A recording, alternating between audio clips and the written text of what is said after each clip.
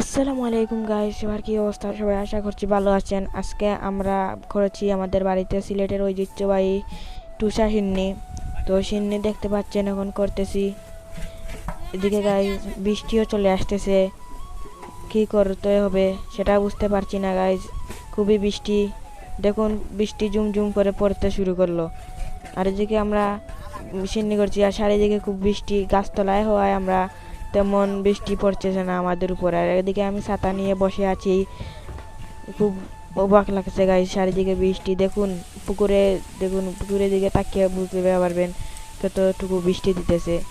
আর এদিকে গাছ আমাদের উপরে গাছ হওয়ায় আমরা তেমন বৃষ্টি পড়তেছে না। দেখুন গাইস, এই গাছটা আমাদেরকে বাঁচিয়ে নিয়ে এলো।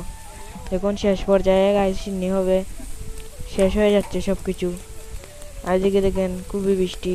আর এখানে করে নিয়ে এসেছি, করে নিয়ে এসে সিন্নিতে খুব লাড়া